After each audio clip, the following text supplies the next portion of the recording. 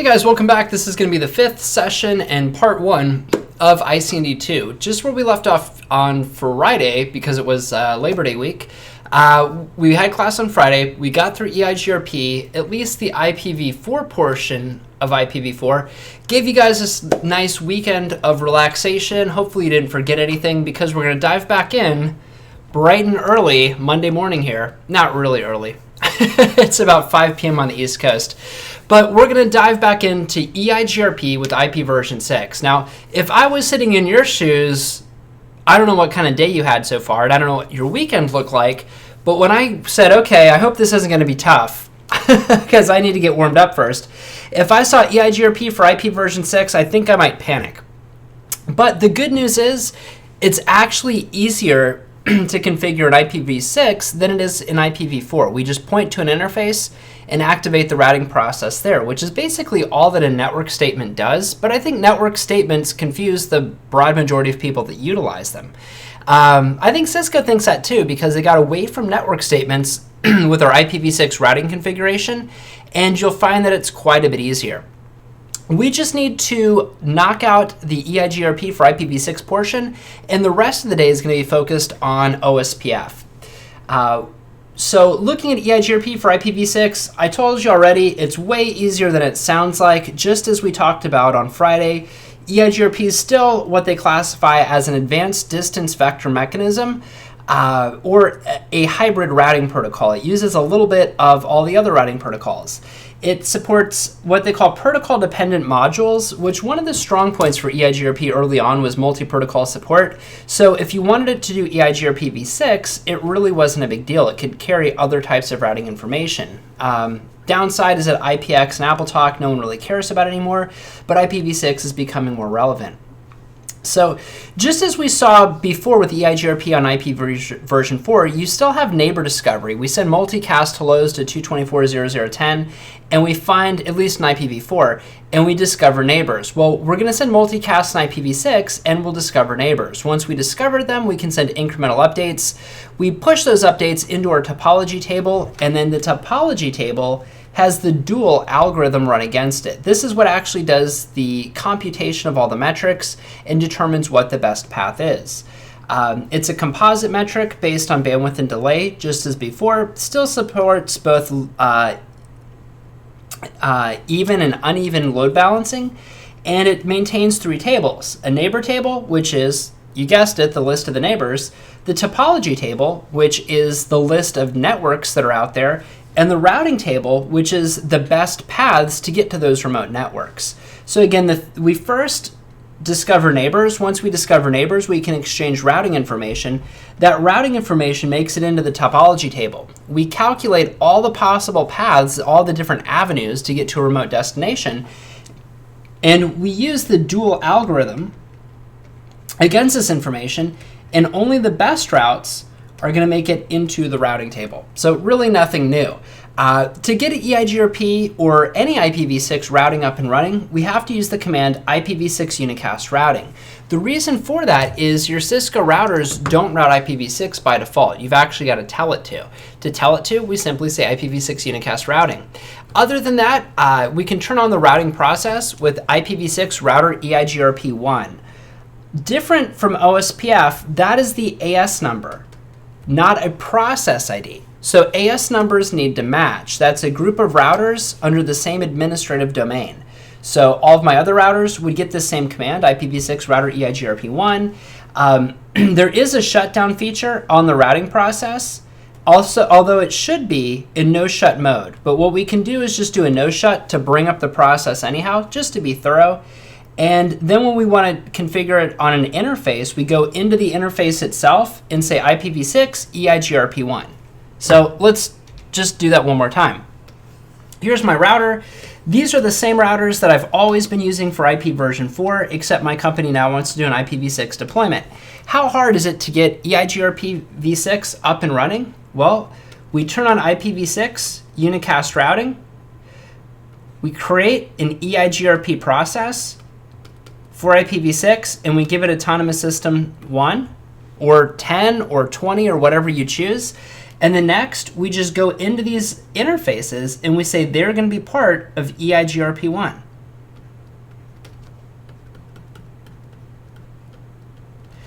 at that point, you start sending hellos out these interfaces. Those hellos are multicast, and anyone who's running EIGRP is listening for that exact multicast address.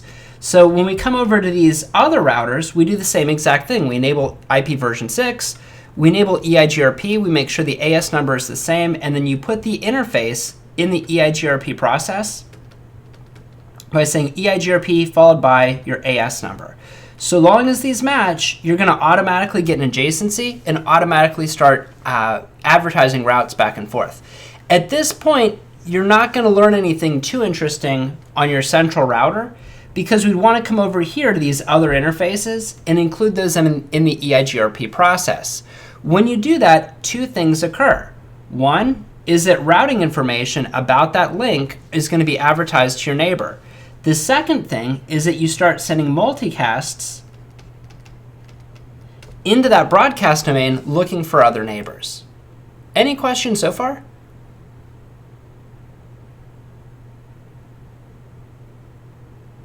It does the same thing as a network statement. We just put the command on an interface, making things a little bit more simple. All right, so show IPv6 EIGRP topology. If you notice, these are the same commands from IPv4. We just use IPv6 in substitution. If you want to view the topology table or your neighbors, we can view it like this. If you want to view your routing table, show IPv6 route. If you want to see just the EIGRP routes, add the EIGRP keyword. It's only going to show you routes that you learned through EIGRP. So again, to get this up and running, we can say IPv6 router EIGRP. That's our AS number. And then on the interface, we say IPv6 EIGRP1. Just that easy. And this is what it would look like on the headquarters router. Not too terrible, right? They're just enabling the routing process on gig 00 and gig 01. So I don't know that you're going to rush out and do that immediately, but if you do need to do it, feel relieved that at least it's not very difficult. If we do a show IPv6 EIGRP interfaces, this is going to show me the interfaces that the routing process is running on. So if I've got multiple interfaces, I'd want to see multiple entries there. It also shows us the number of peers on that interface. So we can quickly look at our topology diagram. We can look at this output and say, are we running it on the right interfaces, and do I have neighbors? If not, let's troubleshoot why we don't have neighbors. One of the neat things about creating neighbor relationships with other devices is that you use link local addresses for a neighbor relationship. And the cool thing about that is if you have to change your IP addressing at any point in time, so if you look at IPv6 addresses that are globally routable, most of them start with the address block 2001. Well, the 2001 addressing range is just scattered all over the place. It exists all around the globe. What they did after they started handing out those 2001 addresses was they started handing out IPv6 addresses by region. Let me jump over here and show you an example of that, if I can pull one up. IPv6 prefix by region. See if anybody's got a list of this.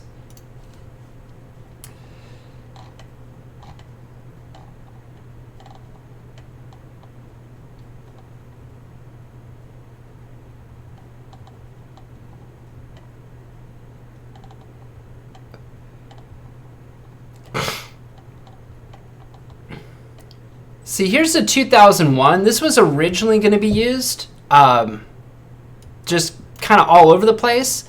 And you'll see a lot of people have this 2001 address. And then you'll see in more recent times, come on, Wikipedia.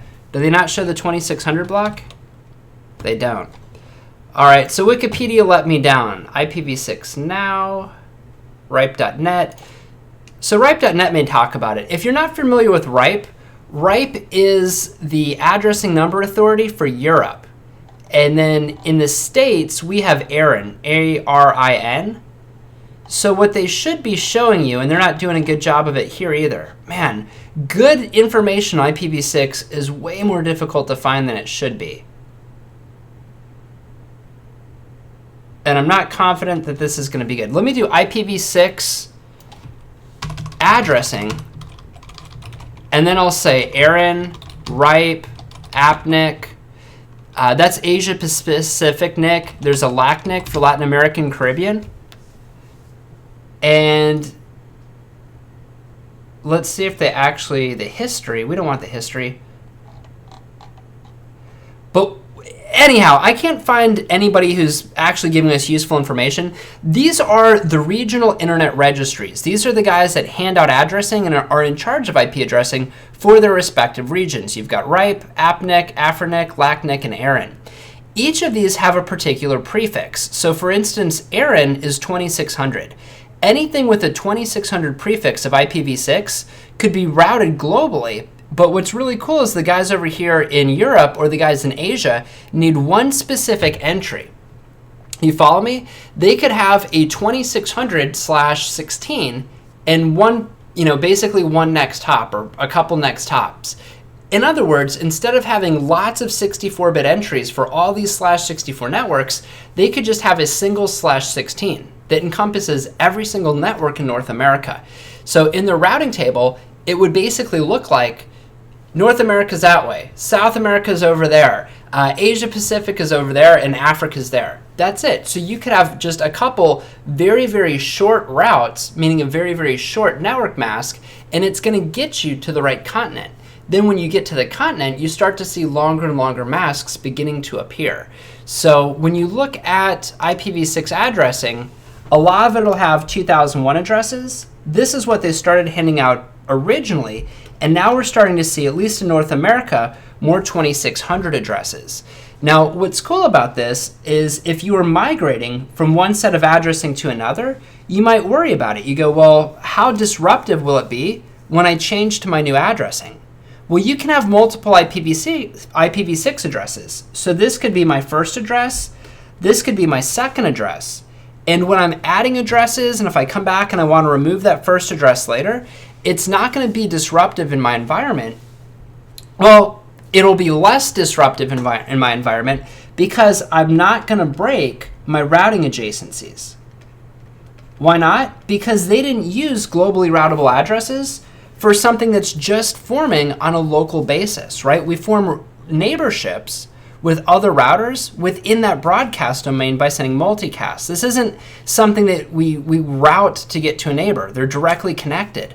So what happens here is they use FE80 or link local addresses for your neighbor adjacencies, meaning I could change the globally routable address without breaking the adjacency. Does that make sense?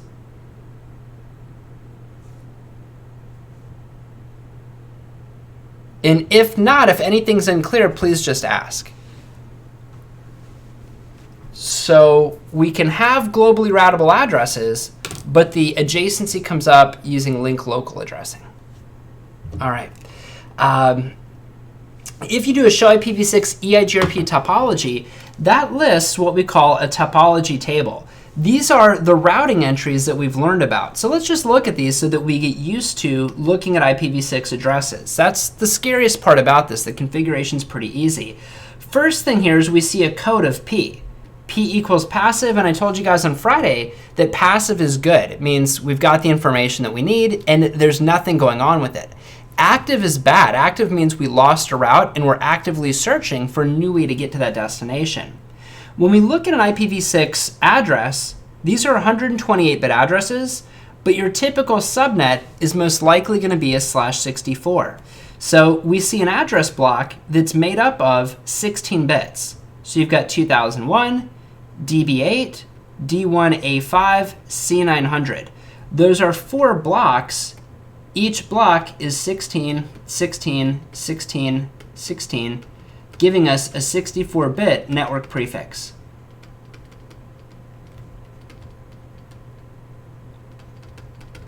And that's what we learned about. It's connected via gig 0/1. We also learned that 2001 DB8 AC10100 is reachable via this next hop. So notice that our next hop, that's the link local address of the other router that's advertising me that prefix. How do I get there? I go through gig 0/1. When you do a show IPv6 route, you're going to see all of your v6 routes. as I mentioned before, if you use the argument of EIGRP, it'll only show you EIGRP routes. Real similar to what we saw with IPv4, an EIGRP route will be designated with a code of D, and D simply stands for EIGRP. All right, so that was EIGRP with IPv6. I had hoped to get to that Friday, but I didn't want to keep you guys late, and I didn't want to rush through the slides just to get through them. At this point, I hope we feel pretty good about EIGRP. Things to remember in comparison to OSPF, OSPF's got a process ID, EIGRP has an AS. The AS between two routers need to match. With IPv6, we simply point to an interface and we go, that interface, gig00, is going to be an AS10. And that interface, gig01, is going to be an AS10. That's it. You start sending hellos from your link local address, and if you find a neighbor, you peer using the link local address. A link local address is not routable, but it has that FE80 prefix. That addressing is only used on your local link. Every packet has a TTL of 1, will not go any further, it's not supposed to go any further. You'll also have, this is kind of confusing for many at first. Let me bring up GNS3 and show you a bit about this. I will bring up my topology that I used last week for multi-area OSPF, because we're going to go to multi-area OSPF next. So we'll do IPv6 and EIGRP, and then we'll do some OSPF and IP version 4. You guys are going to get a full day of routing today. No one should be bored. So we'll start up these routers. Let's see. Reggie says a lot simpler than I thought it would be, right? Wasn't it? I mean, you saw the title of the chapter. You're like, EIGRP with IP version 6. Man, what did I get myself into? And then you see the configuration, really pretty simple. So let's launch Super Putty to all the devices.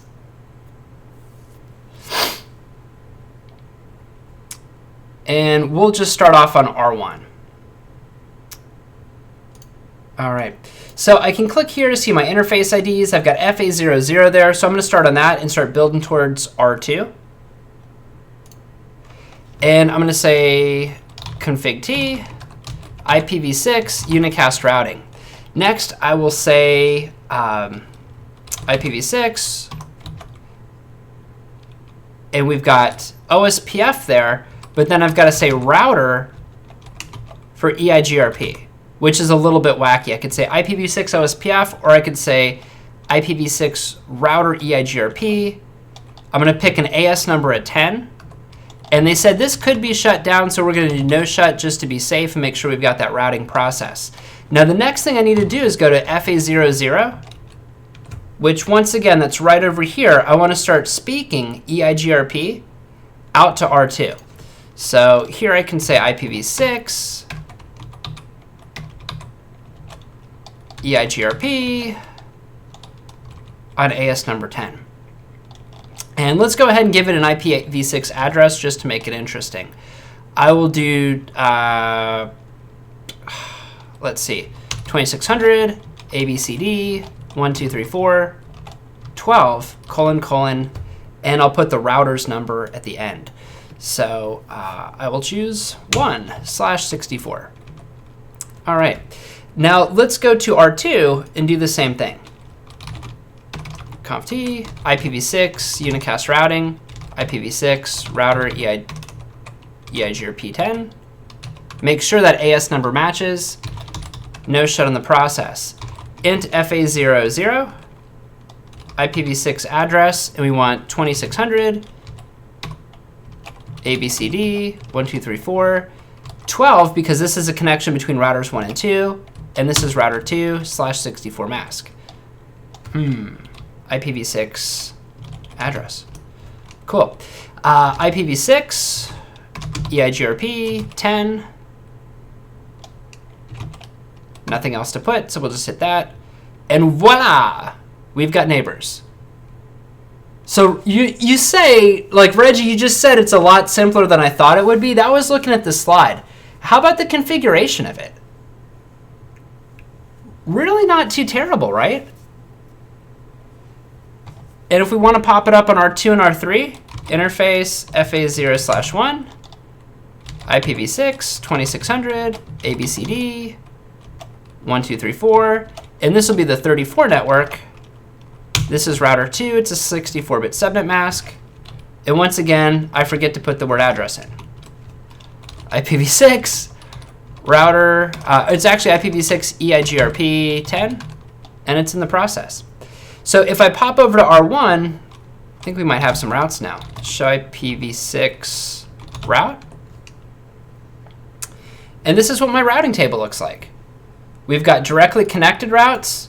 We've got the local route, which means this IP actually lives on this box. Notice that it has a 128-bit mask. Here's the route that I just learned about, 2600 ABCD1234.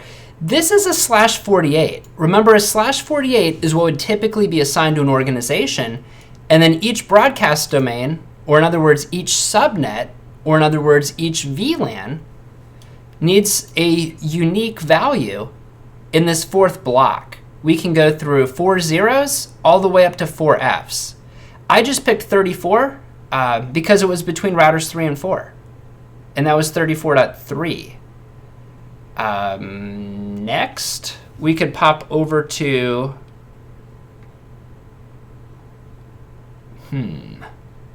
R3, I suppose. Just because it was that easy.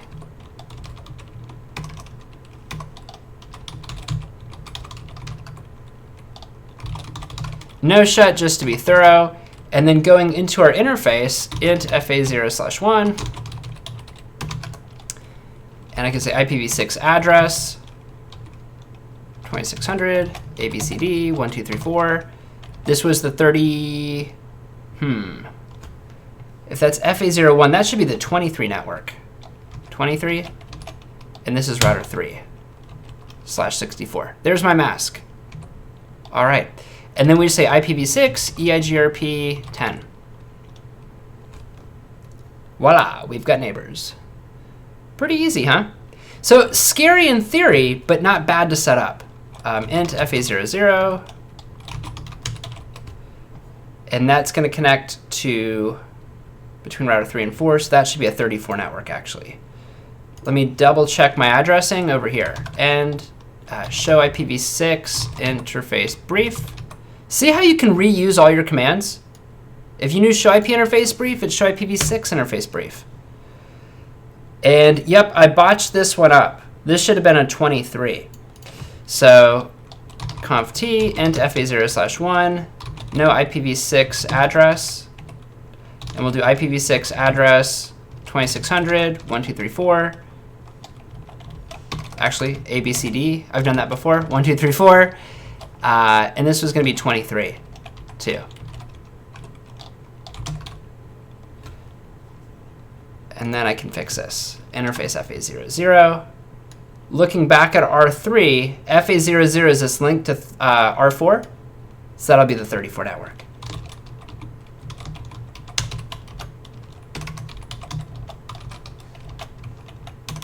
And because he's router 3, he'll be : 3.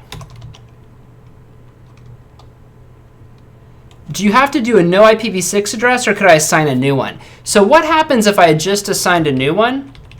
Let's make up some new values here, like 5, 7, 9, and do a do show run interface FA00. Didn't like that. How about like that? There we go. And see how it took all those addresses? So that can get you in trouble. You can have lots of IPv6 addresses on one interface. Lots of them. With IPv4, you could do it, but it took the secondary command. See, I could say IP address 10.99. Let's just say 10.88.34.3. And if you look here, there's a keyword secondary, and you can add secondary addresses. And I think you can even do more than 2. Let's try it. I know you can do at least 2, but I don't know how crazy you can get. Do show run int fa00. Look at that interface. we've got all sorts of addressing. Here's our primary address, and then we've got all these secondary addresses too. So you can put multiple IPs on an interface. Okay, Eric says you can have at least 8. Okay, so you've done up to 8. Most people would probably ask, why on earth would I want all sorts of IP addresses on one interface? And the reason's pretty easy. If you were to re-IP address a network, imagine this. I've got these hosts. Let me erase that. Grab a pen. And black, there we go. So here's my host. He's at 10.1.1.37. And here's this VLAN, and we're going to be changing everything over to 10.2.2 network. And I want this to be 10.2.2.37. But the thing is, I have to do one host at a time across the next 2 days. And I don't want anybody to lose network connectivity while I'm doing this transition. So I could have the old address of 10.1.1, and then in the meantime, I can also have a secondary IP of 10.2.2.1. Does that make sense? So both these IPs are on this interface. I wouldn't normally do this, but this is great during a migration. And then once I get this guy moved over to 10.2.2.39 perhaps, we could eliminate that address. Does that all make sense?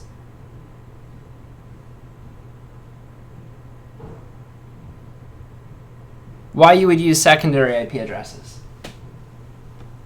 All right, groovy. So coming back to IPv6, that is our summary. And are there any questions at this point on EIGRP's implementation of IPv6?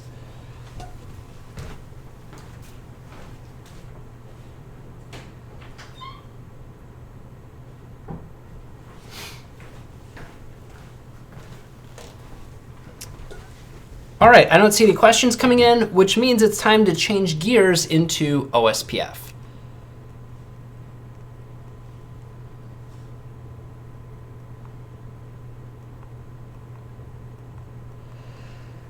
All right, so OSPF is something that we talked about during ICND 1.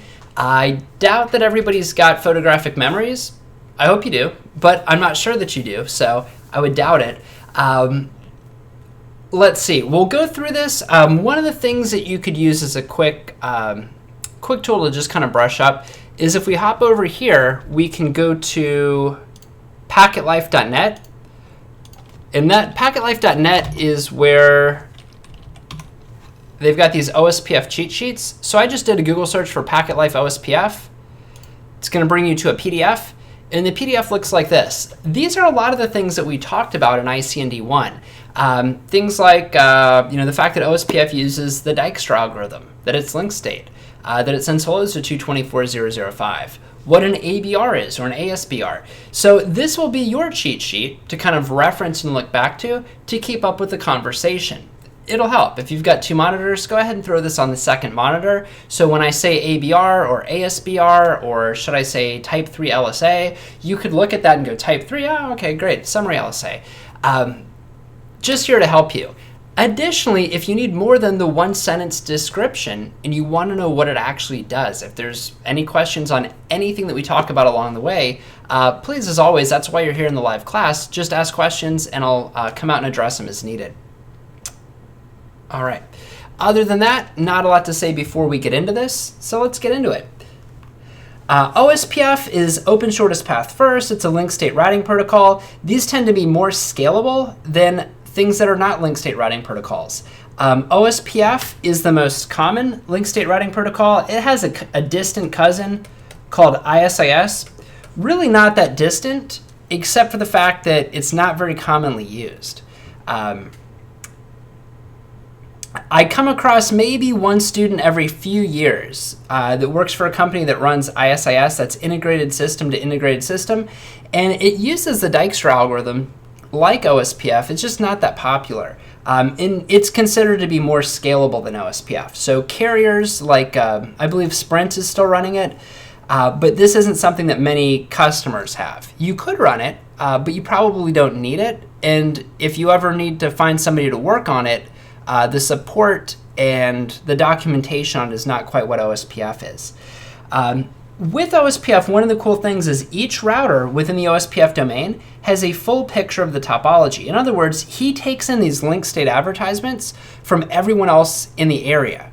So everyone in the area floods these link state advertisements, which is basically exactly what it sounds like. It's the advertisement of the link state. So if this router at the bottom had an interface that was gig 0/0, and it was a 1 gigabit per second interface, and it had an IP address of 10.331, subnet mask is /24, and the interface was up, he could tell you about that in a link state advertisement. Each router has a unique router ID. It looks like an IP address. So the router ID could be 3.3.3.3. That just uniquely identifies this router. So when you send out a link state advertisement, you tell all the other routers that 3.3.3.3 knows how to get to 10.3.3.1. And then you'll have other network interfaces that you're probably running the routing protocol on, and everyone learns that this particular router owns those links. And we take all that information, we take all these LSAs that are flooded throughout the area, and we dump them into something called the link state database. And when they say each router has a full picture of the topology, another way to say that is each router, at least within an area, has the exact same contents in the link state database. You guys with me? What that means is that you advertise out your links, and everyone in the area knows about those links. Everyone knows the exact same information. But when they calculate, what they're calculating is the fastest way to get to each of those destinations based on where they are located. So you do the calculations and you go, okay, well, based on my location being, say, Orlando, Florida, what's the fastest way to get to Miami, Daytona, Jacksonville, Tampa, St. Petersburg, etc.? And the calculations that each router forms are, of course, their own. So it makes sense, it's relative to based on where are they sitting within the organization. Updates, which are called LSUs, link state updates are sent when a topology change occurs. So if a link goes up and down, up or down, we could send out a link state update to say, hey, this interface gig 00 is now down. That goes out as a link state update. Everyone updates their database with the new information, and once we get new information in here, we've got to perform new calculations. So we run the Dijkstra, also known as the SPF or shortest path first algorithm, against the database anytime there's a change. Does that make sense? So if a link comes back up, an update goes out and goes up, it's back up again. Update goes in a link state database, and once again, we run the Dijkstra algorithm against it. So another way to say this is we have to run the Dijkstra algorithm, which is complex math, every single time something changes within the environment. So this requires more resources, but we can respond quickly to topology changes. And in comparison to something like RIP or BGP, which are both classified as distance vector, it's going to be much faster to make changes. The only thing is it could cause a spike in resource utilization. And we'll talk about how to manage that. So some of the things that we want to know about here, they call this the topology table. That's really a term that's normally going to be utilized within EIGRP. What we maintain is a link state database, or LSDB. And the actual command is show IP OSPF database. So we can call this the LSDB or the database. So you have neighbors, we can view them with the show IP OSPF neighbor. Once we get neighbors, they send us link state advertisements. The link state advertisements go into the LSDB. We process the LSDB with the Dijkstra algorithm, which creates the best routes. This is the best way to reach that destination. OSPF uses path cost as a metric, and path cost is cumulative. So if a network is being advertised, like this network here, we send LSAs to the rest of the environment. Those LSAs include the router ID, and this router, when he runs the Dijkstra algorithm, goes, I could go across the northbound path, and that costs me 30, or I could go across the southern-bound path, that's going to cost me 20. A lower cost is going to be preferred. Cost is calculated based on bandwidth, and lower cost means higher speed links. Everybody with me there? We choose the best route based on the lowest path cost. Does anybody remember a caveat to this? Told you about this last week. OSPF is broken out of the box. He calculates bandwidth by the reference bandwidth divided by interface bandwidth. Problem is, reference bandwidth is 100. So when I come up with an interface bandwidth of 1 gigabit per second, we wind up with 1/10. Problem there is he converts it to decimal, 0.1, and then doesn't support fractional values or decimal values, so he rounds this up to a speed of 1. Therefore, 100 meg, 1 gigabit, 10 gigabit, 40 gigabit, and 100 gigabit, if you're lucky enough to have it, each one of these links would have a cost of 1, which basically means he's counting by hops. Not very smart. What we need to do as administrators, if you implement OSPF, is change the reference bandwidth. And this is the way that calculations are performed. Where do I change the reference bandwidth, though? On one router or on all routers?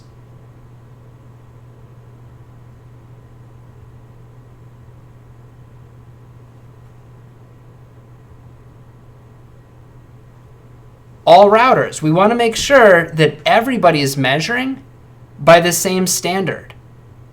Everybody has to do the calculations. Now I see some of you saying interface. You can manually assign a cost to an interface, but the reference bandwidth we change globally, and then we want to make sure that it's global on all devices. We want to make sure everybody's using the same calculations to get to a destination, or we're not going to make good decisions. All right. So in order to establish adjacencies, it's actually pretty tricky. Here's why it's tricky. OSPF can run anywhere. So what does anywhere mean? Windows, Linux, OS X.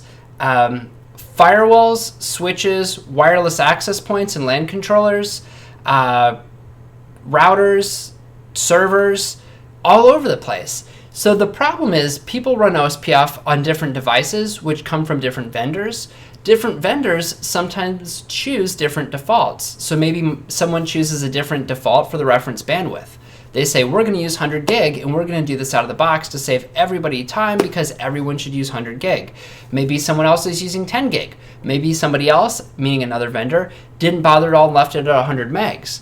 So you've got to worry about this. When you're spinning up OSPF, you go, what do the defaults look like between the two different vendors? If everything doesn't match between the two parties, they're not going to form a neighbor relationship.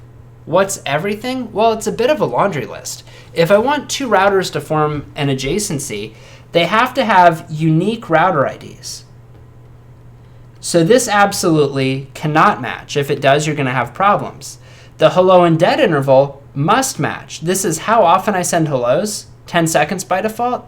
And if I quit hearing hellos coming from you, I assume you're offline after 40 seconds. So this is a 1-to-4 ratio. If you change one, like if I set the hello interval to 1, the dead interval would immediately become 4. So it automatically aligns based on you changing 1. The area ID, this is something that must match between two routers. So if these guys are going to form a relationship, they have to agree that this link is in area 0. And then if you wanted to create another area, like area 1, these guys have to agree that this is area 1. And that would make this router a what? What's the acronym that we would call that router if he's got an interface in two areas? This is from ICND1. ABR, perfect. Area border router. Why is it an area border router? Because he's a router that has an interface in one area, area 0, and an interface in another area. What does an ABR do that the other routers can't do? So this guy, not an ABR, he can't perform an important function that an ABR can perform. Let's see if anybody remembers this from ICND1. Type 3 LSA, you're probably thinking. And that's what does summarization. ASBR brings in type 5, which is for redistribution. But an ABR can perform summarization. Only an ABR or an ASBR, Autonomous System Boundary Router, can perform summarization. If you had EIGRP in part of your domain and you have OSPF in the other, an ASBR is an Autonomous System Boundary Router, meaning that's an autonomous system, EIGRP 10, that's running over there. This is OSPF running over here. He connects the two by doing redistribution from one into the other. This isn't something that we want by design, but it's something that you might need due to an acquisition. So, moral of the story is that an ABR and ASBR are the only devices that can perform summarization. Why do I keep saying that? Why is summarization important?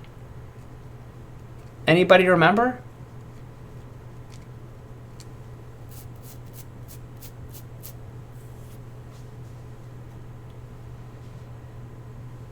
The wrong answer is routing tables. Everyone says you want summarization to get smaller routing tables. That's a byproduct, but it's not what we care about. I get that every single class. I go, and interviews. I've given interviews, and I say, why do we want summarization OSPF? And they say, smaller routing tables. I go, why do I want smaller routing tables? And they say, they use less memory. I go, how much less memory?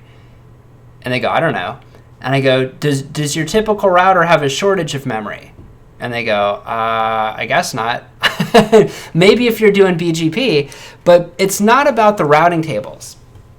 It's about keeping the link state database as small as possible. If a link changes state, we send out a link state update to let the rest of the area know that the link that was once up is down. Well, if a link is flapping, does everybody know what flapping means? Just going up and down? You're going to send out a lot of link state updates, which means we're going to make a lot of changes to the link state database. Every time I make a change to this, what happens? What happens when I add or remove a network prefix from the link state database? SPF runs. And it could be CPU intensive. How intensive? How big is your database? If it's tiny, no big deal. If it's massive, it could cripple the router. Here's the thing. Your router has a lot more to do than calculate OSPF. Can you guys give me some ideas of what your routers do for you besides routing packets? Think everybody's got routers in their environment. What is your router doing? Is it a DHCP server? Is it doing NAT? Is it acting as a firewall? Does it have ACLs where it's throwing away packets from the internet? Does it do SNMP? Does it do NetFlow? Does it do Call Manager Express and survivable remote site telephony? You could say yes to all those things. So what happens is if your link state database gets too big and you experience a flapping link, it's going to take a lot of work to have to keep recalculating that. If that happens, your CPU could go above 90%. What happens when your CPU gets that high? Well, packets come in the interface. Some packets can be forwarded in hardware, some in software. If something is being forwarded in software, remember we can divide the router in half. We say the data plane is the low-level hardware that moves packets through the device, but we also have a general purpose CPU. It runs the operating system, it runs all of our features, and occasionally we have to ask it what to do with certain packets. So packets that come in that need to be analyzed are trying to be processed to the CPU, but he says, not right now, I'm busy. So we stick them in a buffer. That buffer is only so big. Packets are continuing to come in, the buffer fills up, there's nowhere for packets to go, so they get discarded. This is a condition called tail drop. Everybody with me? This is why it's important to set up OSPF correctly. If you're really, really sloppy and you've got little tiny network prefixes all over and you can't do summarization, it winds up in a giant link state database. That's okay until a link starts flapping. Now your CPU jumps up. Now I can't even SSH into the box. We've got packets being lost everywhere. Web sessions are timing out. Voice over IP is unusable. People are upset. And we go, I don't know, the router's just pegged. What do we do? I don't know. Buy a bigger router. And unfortunately, that is the case. That's the strategy that some people use. The better strategy would be we break our environment into different areas. Why do we want areas? Because each area has an ABR. What can an ABR do? Summarize. What's the result? A nice tidy link state database with nice long masks in it. And anytime we have to perform calculations, we can perform them quickly and easily. Does that make sense? Everybody see why it's not your routing table? That is the answer that I get 99 times out of 100. And the 1 out of 100 times is when some other guy, somebody's resitting my class and they remembered. This is not something that Cisco ever stretches in documentation. They don't really enforce it. They don't talk about it. They just say there's areas and you can do summarization, but they never tell you why. And they say, summarization can reduce the size of your routing table. Big deal. The routing table just sits there statically. It's the link state database that you have to worry about. So this is a big piece when you compare like EIGRP to OSPF. OSPF, you really have to architect. You have to design your environment. You have to say, all these routers and all these networks over here, they all start with a similar prefix. They all come from 10.1. So I can group them all together and I can say 10.1/16 is reachable over here. Now I'm not using a /16, I'm using /28s and /24s and /27s and /23s all over the place. But I tell the rest of the world 10.1/16 is over here. One entry in the link state database. If you have a well-designed environment with hierarchical addressing everywhere, we can do this and we can make it run really, really fast and really, really tidy. If your networking is and your addressing is a mess and you've got different address blocks scrambled all over the place, that type of design, it's not even a design. It's not something any of us built on purpose. It's just kind of a mess that we inherit over the years, and it's all working and uptime is critical, so you can't change it. But now you're going, how do we summarize it? How do we get this tidier? And it requires either re-IP addressing or creating more and more areas, and it becomes harder to manage and harder to maintain. When comparing OSPF and EIGRP, EIGRP doesn't really care. It'll let you summarize on any interface that you want. OSPF, however, you can only summarize on an ABR, which means, well, now we've got to think about where we're going to create areas and where our addressing begins and ends and doesn't reappear. It can be a bit of a mess. Where with EIGRP, it can be a mess and you can still manage it a little bit easier. Just kind of an observation that I've had, but that's not something that any of the books really spell out for you. So just take that as some additional knowledge above and beyond. When two routers form an adjacency, on every multi-access network, in other words, if it's not a point-to-point network with only two devices, if it's a regular broadcast environment, we need to elect what's called a designated router. He's kind of like the manager for the network. The designated router is elected based on router priority. There's more to it than that, but for right now, just know that the router priority is used in a DR election.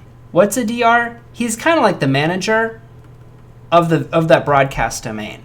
So a higher priority means that you're more likely to win. Let's see, Eric says, so do we want a lot of type 5 LSAs in the database? Ideally, you don't want any ever. That'd be ideally in a perfect world. If you've got type 5 LSAs, it means that you're probably doing redistribution.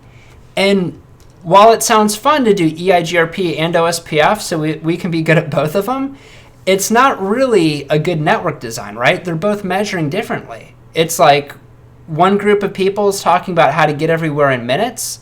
The other group of people is saying this is how you get places based on stoplights. We'd like to use the same unit of measurement everywhere in our organization. So it should be all EIGRP or all OSPF. Unfortunately, a lot of times that's not the case. Either devices don't have the right licensing or the right capabilities, so we've got to do redistribution. When we redistribute, maybe we pull in routes from RIP. We've got some hardware that can only do RIP. When those routes get pulled in, again, that's called redistribution, these are your type 5 LSAs. So in a perfect world, we wouldn't have type 5s because we just run the same routing protocol everywhere. Does that make sense? And then if you do have, maybe another big EIGRP domain and we're pulling in all these routes, if there's not a good way to summarize over there, you could have, 300 type 5 LSA entries coming in. Well, that's going to make our database bigger and heavier. What would be cool is if we could just advertise a default route, and that default route is coming from a route that actually is our router that gets us to the internet, but he's also the one that knows about all those EIGRP destinations. If that's the case, I only need to use a default route to get up to my gateway, and then my gateway knows about all those EIGRP destinations. And that would make sense if that was an optimal way to reach that environment. All right, so what else do we have here without getting too fancy? When we turn on OSPF on an interface, hellos are periodically sent to 224.0.0.5. Let's look over here and see if that's actually true. I'm going to go to R1, and I'm going to look at FA00. So on this link, and let's start capturing some traffic there, we want to look for OSPF hellos. Now let's bring up R1 and see if he's got OSPF running already. I can do show IP protocols, and I see here he's got OSPF1. And if I do a show run, let's do a show IP OSPF interface, and we can validate there running on the loopback, running on FA00. So right now, if I come over here and I kick off Wireshark on that capture, we see EIGRP and we see some OSPF messages. Now, if we jump to our slide, they say that hello packets are sent to the multicast address 224.0.0.5. Well, we can see here that that's true. We can say IP destination 224.0.0.5, and we can see how often they're sent. Here's the source, R1, and there's R2. And if you look at the timer, there was a hello sent just as we started the capture, not even a second in. And then here we'll see about 10 seconds out, we've got hellos, 9.09 and 9.31. Now at 18 and 19 seconds, 28 and 29 seconds, 37 and 38 seconds. So it's not 10 seconds like to the tick, but it's just about every 10 seconds we're sending a hello. If you open the hello, this is what it looks like.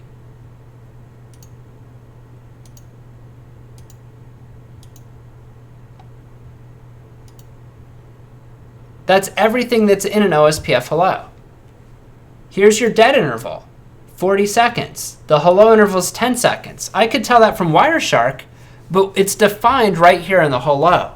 See, when a router receives a hello from someone else, he goes through these fields and a lot of values need to match. If they don't match on the other side, you don't form an adjacency. I would say 80% of my OSPF troubleshooting in the last 15 years has been looking at adjacencies. Why isn't the adjacency coming up? It has less and less to do with stub areas and virtual links and things like that. Those work pretty well. It's when I get out of Cisco and I start going Cisco to brand X, trying to get them to form adjacencies, because a lot of times the brand X device will have different defaults, and you're looking at the configs and they look normal side by side, but there's defaults that you're not seeing that don't match and are causing a mismatch, which causes the neighborship not to form. So kind of looking through here, things that routers will compare when they get a hello, they say, okay, are we in the same area? If it's in your area ID, we say area 0, but in protocol form, it's 0.0.0.0. It's just written in a dotted decimal format. If I was area 5, it would be 0005. So that needs to match between the two routers. The authentication type, you could do none, you could do clear text, you could do MD5. You have to agree on the type, as well as the actual data. What's the actual key that you're using? We need to agree on the subnet mask. This sounds funny, but I once had a customer that had a network mask of /23 on one device and /24 on the other. And I just didn't see it. I was going back and forth, and I didn't look at the subnet mask next to the IP address on the interface. That cost me like 3 hours of my life. And it was frustrating because they should match, but even if they don't, they can ping each other anyhow. And everything else looked good, and it just wouldn't form an adjacency. So for router A and router B, even if they're switches or Windows boxes or whatever, if they're going to form an adjacency, this subnet mask has to match. It should match anyhow, but that's something that could break an adjacency. Other things that we look at, the router priority. This is used in a DR election. Your dead interval must match. They're not showing it here, but the MTU needs to match or you won't form an adjacency. That's kind of a frustrating one. All right, that's probably enough for now. Just kind of keeping an eye on the time. All right. So what happens when you send out those hellos? Well, 224.0.0.5, we receive a hello from our neighbor, and we go, look, all the parameters match. We can totally be neighbors. You form your neighbor relationship, and then you start sending information across. So the first thing we send is called a link state database, and it's a link state database summary. It's a high-level overview of here are the prefixes that I know about. We look at our local table. Well, actually, we acknowledge that we received it. We look at our local database, and I go, hey, that other router that I just met, he knows about networks that I don't. So I can request, this is actually called an LSR, link state request. We send an LSR over, and I go, hey, what is that 172.16.1 network that you're telling me about? He sends me an update to which I acknowledge. Once we're done communicating back and forth, our LSDBs are going to be the same. Does that make sense? We want to make sure that we know about all the same information. And then once we do, once our LSDBs are synchronized, we then run the Dijkstra, or shortest path first, against it. And that's what comes up with the best routes.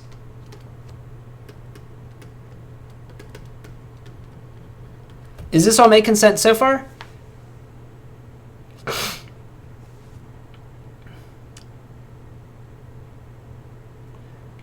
You send hellos to 224.0.0.5. If everything matches, you say, hey, here's the stuff I know about. He says, this is the stuff that I know about. And I go, hey, I'm missing some of those entries. Will you help me? It's almost like collecting a full set of baseball cards or comic books. You want every episode or every card. So we're just saying, hey, I'm missing those things that you have. And he's like, oh, well, here, let me send them over to you. And once we're synchronized, we can then process the routes, best routes, make it in the routing table. So we've got this concept of areas. Why do we have areas? So that we can have ABRs. What does an ABR do for us? It allows us to summarize. What does summarization do? Let us keep our link state database small. Why does that matter? Well, if a link goes up or down and we need to process this, we want it to not be a very big deal. So our goal is a small LSDB. The way that we get there is we group devices and networks of similar addressing. Like 10.1.0.0 is all over here. 10.2.0.0/16 is over here. And that's why we teach subnetting in ICMD1. So you can take 10.2.0.0 and break it out into /24s and /28s and /30s and use it as needed. But then when we do a summary from R3N, he simply says 10.2.0.0/16 is over here. That keeps the link state database small. And here's the other thing that happens.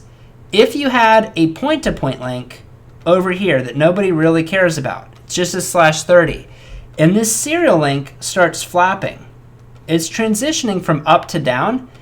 Every time it does it, everyone in the area needs to recalculate the Dijkstra algorithm. So this flapping link has caused CPU utilization to rise on everybody in area 2. However, because there's an ABR, no one in area 0 needs to recalculate. It's true that the /30 is missing, but it doesn't matter because we never knew about it. We had this big /16 network that we had as a summary. Does that make sense? So 10.2.0.0/16 is over there behind R3. What about 10.2, 200 dot, I don't know, 241/30? I don't care that that's missing. I never saw it. I never knew about anything this specific. I've just got one big prefix that says 10.2.0.0 is behind R3, 10.1.0.0 is behind R2. Does that make a little bit more sense now? One of the reasons for areas is so that when a network becomes unstable, the number of devices that are going to be impacted by this are isolated. A lot of times people ask, how many routers should I have in an area? And of course the answer with everything is it depends. It depends on how stable is your environment and how heavily utilized are those routers. All right, let's talk about this a little bit more, and then actually let's go ahead and stop here. We're about 5 after the hour. When we come back, we'll talk a bit more about the use of ABRs and ASBRs. An autonomous system boundary router is what we see right here. This brings traffic in from an external autonomous system. It's some other administrators that run a bunch of routers that we have to interface with. So the ASBR talks to a different routing process. Could be RIP, could be EIGRP, could just be a different OSPF domain, right? So maybe I work for a university and I run the computer sciences division. So everything in the CS the various departments within CS are all OSPF. But at my edge router, I then connect into the campus core. Well, this is a different group of network equipment that's run by different engineers. So I'm running OSPF over there, but that's a separate process. And I've got OSPF over here, and that could be shut off as a separate process, and I could really isolate the two. In that scenario, you could also use an ASBR. It's a little bit more of a unique situation, but just realize that an ASBR is used typically for redistribution of another protocol, RIP, EIGRP, ISIS, etc. If I had a different routing domain, maybe it's a different company, right? I work for Ford, and we have a VPN connection to Delco because they make parts for us. So on the AC Delco side, those guys run OSPF. We run OSPF, but I don't necessarily want everything going back and forth. So that's where you do redistribution, and you can do some filtering there as well to only let certain routes come in. So we'll talk about that a little bit when we come back. Let's go ahead and take a 15-minute break. And if you guys and gals have any questions at all or anything that you want to see explained in better detail, just let me know in the room chat. I'll read it after the break, and we'll go through it together as a group. Otherwise, I hope everybody had a good weekend, and I hope you're keeping up okay.